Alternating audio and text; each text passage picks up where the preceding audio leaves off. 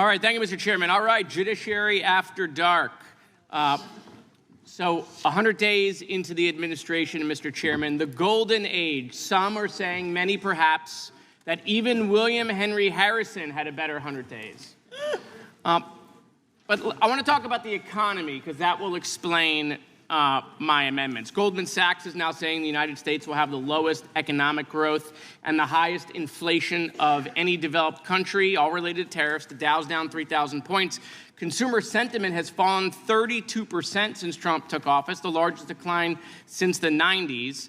And then, there's this, Trump in January 29, 2024, after inauguration, says, this is the Trump stock market. It's his stock market. And then on April 30th, something happened, and he says, this is Biden's stock market, not Trump's.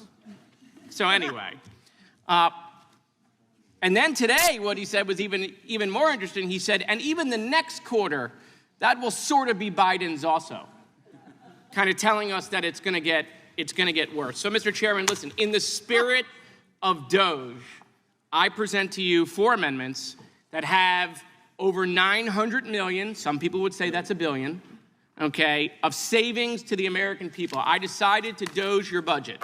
What's up, everybody? Major Retired Richard Ojeda here, and hundreds of thousands of dollars for ICE bonuses. A dead president had a better 100 days than Trump, and Jared Moskowitz said it all. And one Democrat couldn't stop laughing. Even though the Doge caucus in Congress is dead, it met twice. I know, I was there. It did nothing. It was never included. Instead, what we got was a executive branch Doge program that fell 80% lower than their goal. They left the E out in Doge. They didn't do anything that was efficient. They've not helped government become more efficient, just the dog part. And so what I did, Mr. Chairman, is I used the exact same metric that Elon Musk used. I just made it up. So let's just go with page 70. Okay, on page 70, you want to put $700 million into the IT budget. I propose we make that $600 million, save the American people $100 million. $600 million for computers, Mr. Chairman, sounds like a lot of money. My next amendment in there is on page 75. You guys want to spend $1.3 billion to hire lawyers. You guys starting a law firm? I mean, didn't Trump get billions of dollars of pro bono work out of all of the law firms? So what I propose, Mr. Chairman, is instead of $1.3 billion, we just spend $1 billion. How about $1 billion on lawyers? That sounds like a lot of money, $1 billion on lawyers. In a blistering series of events, from a scorching House floor speech to a CNN interview with Wolf Blitzer, Representative Jared Moskowitz dismantled Marge the Trainwreck Greene's so-called Doge caucus, mocked Trump's dumpster fire first 100 days by saying even a dead president did better, and exposed a bloated GOP budget that includes $42,000 apiece for ICE bonuses, all while Representative Sidney Dove laughed her ass off out loud, and the Republicans sat in stunned silence. It was political comedy meets constitutional crisis as Democrats fired off facts while the GOP pushed authoritarian overreach wrapped in the language of efficiency. And then this one's my favorite. I don't know if you know this, but you guys have $858 million, again, almost $1 billion, okay, of money to give out bonuses to people. And so listen, bonuses are great when people do good work, but $858 million sounds like a lot of money. That's like a $40,000 bonus to every employee in all of ICE. So how about $500 million? How about $500 million for bonuses? Okay, we can do this together. We can show the American people there's like a little bit of waste here, So I can help you capture, Mr. Chairman, $903 million. We can save $1 billion together. Show the American people we're serious. It wasn't just a roast. It was a verbal smackdown of epic proportions. Moskowitz didn't just Doge the budget. He exposed how they forgot the E in Doge, traded efficiency for authoritarianism, and are now outright dodging the Constitution. Will the gentleman yield for a question? Of course I will. You raise a profoundly serious point in your inimitable way, Mr. Moskowitz. The bonuses, that is a huge bonus budget. Yeah. What does that work out? Have you done the math to see what that works out in terms of bonus per ICE employee? $42,000 for every employee in a bonus, in addition to their salary. A $42,000 bonus? Yeah, $42,000. And because you and I sometimes are symbiotic, you're probably going to ask me, what is the average bonus for the American worker in this country? Do you know what that is? It's $2,500. That's the average Christmas bonus is $2,500? The average Christmas bonus, because Christmas is back, the average Christmas bonus is $2,500, but they want to give $42,000. And what I would suggest in my amendment is instead of $42,000, they get $25,000. That sounds like a lot of money. Well, it seems to me you've probably hit upon the one thing we really could effectuate a compromise on, although I don't know that we're going to be able to talk to them about it, but maybe they'll just vote for it. I mean, listen, if no one there wants to talk, bring in Comer. He'll definitely talk to me. But Moskowitz wasn't just there to roast. He came with receipts. He laid out nearly $900 million in bloat, offering real surgical cuts, not MAGA cosplay cuts designed to punish the poor. He said, I decided to Doge your budget, and then started cutting. He went line by line, mocking their inflated priorities, like $100 million for a bloated IT contract, or $125 million for a DHS car wish list. I know cars are more expensive because of tariffs, he joked, but $250 million for a new cars? Yeah, that's not budgeting, that's grifting. But then came the one that snapped the room in half, $358 million in ICE bonuses. That's right, bonuses for the agency that's now being given the power to detain and deport U.S. citizens. While poor families are losing SNAP benefits, while seniors are being told to tighten their belts and veterans get their health care slashed, ICE agents are cashing out with $42,000 bonuses apiece. For what? For enforcing terror? For running dress rehearsals for authoritarianism?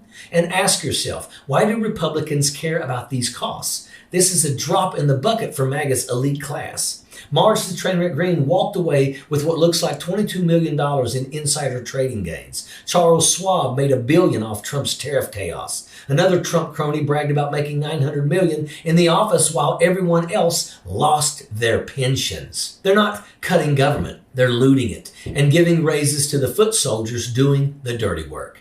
Sidney Dove laughed because she saw the absurdity. Jaya Powell smiled because she saw the scam exposed. And the GOP frozen because there's no defense for this, just silence and complicity. And if you thought that speech on the House floor was brutal, just wait, because then Jared Moskowitz took it to CNN and doubled down. It's been a complete and utter failure. That's why Elon's had to run away back to his company. He's ruined his name, he's ruined his company, and he's gone on to ruin the federal government. And so look, consumer sentiment is down to the lowest level to 1990. GDP obviously is underwater, completely reversed. The tariffs are the biggest man-made economic disaster of the modern era. Across from one of the most buttoned-up anchors in the game, Moskowitz didn't flinch. He laid it out clearly. The Doge caucus is dead. It met twice. I was there. It did nothing. No reforms, no results, no efficiency. Just a clever acronym and a press release. And then he pointed to the executive branch version, the one that actually tried to implement this thing. It failed by 85%, he told Wolf. They forgot the E in Doge. And when Wolf tried to spin it back towards the layoff and economic contraction, Moskowitz didn't let up. He pinned the blame exactly where it belonged, on Trump's tariffs, the trade war, and the delusion that cutting the government with a chainsaw somehow creates prosperity. The numbers were they're there. Over 280,000 job losses tied to Doge-style cuts. Consumer confidence tanked. GDP contracting. A man-made disaster with a MAGA label. But that's the thing. This wasn't a mistake. It's the plan. You strip the safety net, slash the budget, and then hand $42,000 checks to the people kicking in the doors. That's not reform. That's repression in a business suit. And the real kicker, while ICE agents are collecting bonuses bigger than most Americans' annual salary, regular people are getting crushed. Families are watching their SNAP benefits vanish. WIC is being gutted. School lunches slashed. Meals on Wheels defunded. And every time the working class speaks up, MAGA screams welfare queens and points fingers at the poor, while billionaires like Elon Musk soak up billions in taxpayer subsidies. Let's be clear. Elon Musk isn't a self-made genius. He's a government-funded parasite with a PR team. He took more welfare than most entire countries, and now he's crying because the government he helped corrupt isn't treating him like a king. The man who wanted to cut bureaucracy with the chainsaw is running from accountability like it's on fire. And through all this, the people who are actually suffering are the ones who didn't cause any of this. The single mom whose SNAP cards keep coming up short. The veteran who lost dental coverage. The minimum wage worker choosing between rent and antibiotics. These are the people bearing the cost of Doge-era efficiency. And none of them are getting any bonuses. Because in Donald Trump's America, in Elon Musk's America, the punishment always flows downward and the profit always goes straight to the top. And they want you distracted. They want you mad about food dyes and TikTok bans while they rob your pantry and call it reform. This isn't economic policy. It's class warfare with a red hat and a clipboard. And just when you think it can't get any darker, you realize Congress had to actually vote on whether ICE can deport U.S. citizens. No, really. A Democrat introduced the amendment. Ted Lieu backed it with one line that should haunt every American. This is batshit crazy. And it is. The fact that such a thing even needed to be clarified, that ICE, an agency now being rewarded with $42,000 bonuses, must be told not to deport Americans, should have froze the entire chamber. But the Republicans, they didn't push back. They didn't defend it. They just sat there, silent. Then came Jamie Raskin, cutting through the static with one challenge. Raise your hand if you do not think children with cancer who are American citizens should be deported. Every Democrat raised their hand. Not one single Republican did.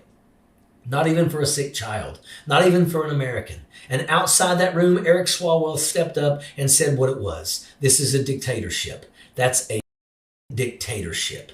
Not exaggeration, not a headline grab. Just one member of Congress watching his colleagues hand Donald Trump the power to deport American citizens and saying what most of them are too afraid to admit.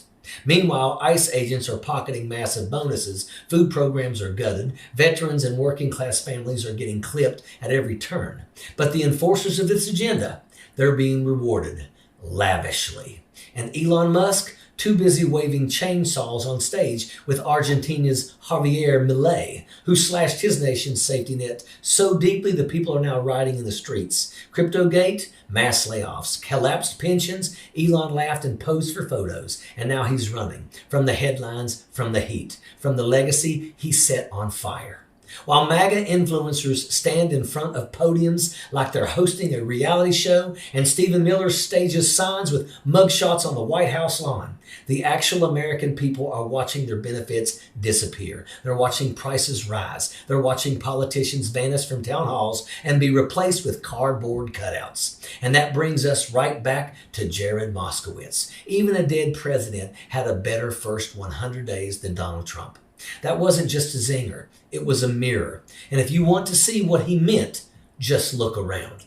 Moskowitz didn't just call it out. He torched it with facts, with fire, with clarity. Because this wasn't just a speech. It was a line in the sand. And the question now is simple. If this isn't the line, then what is? ICE bonuses, deporting Americans, starving families, state-run cosplay, tech billionaires cutting and running. And in the middle of it, Jared Moskowitz stood up and said, I decided to Doge your budget. He didn't just expose the grift. He showed us the game. He showed us how they forgot the E in Doge, traded efficiency for authoritarianism, and are now outright dodging the Constitution. And the rest of us, we better start raising our damn voices and get in this fight. And that is an absolute fact. Sappers clear the way, airborne all the way.